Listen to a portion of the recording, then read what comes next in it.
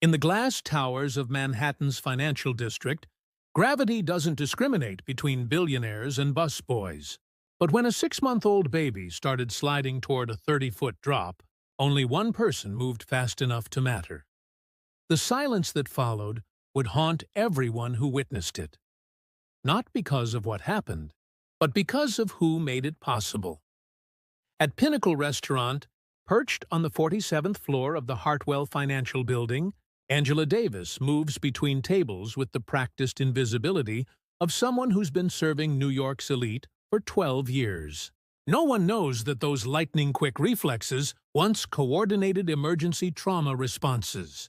No one even notices when she anticipates which corporate titan needs their martini refreshed before they signal.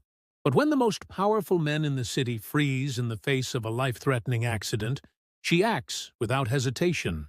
What they didn't know was that behind her server's apron was a woman trained to make split-second decisions under pressure. And with just one perfectly timed dive, she was about to prove that heroes don't always wear business suits. Because sometimes the person who saves your world is the one you've never bothered to see. The morning had started like any other at Pinnacle.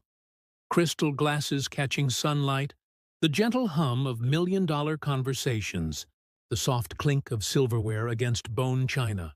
But then Marcus Hamilton arrived for his power lunch, carrying his infant son in a designer carrier that cost more than most people's monthly salary.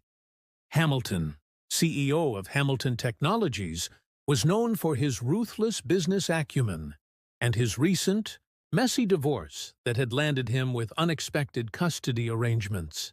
His nanny had quit the day before, something about his impossible demands, leaving him to juggle a crucial merger meeting with single parenthood.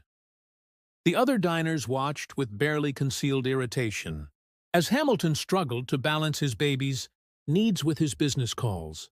This wasn't a family restaurant. It was a temple to corporate power where children were as unwelcome as weakness.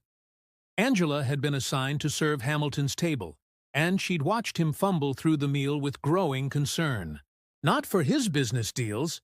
She'd learned long ago that the wealthy always found ways to make money, but for the tiny life he seemed to view as another item on his overwhelming to-do list. She'd noticed how carelessly he'd placed the carrier on the table's edge, how he'd ignored the baby's increasingly distressed cries while barking orders into his phone about stock options and hostile takeovers.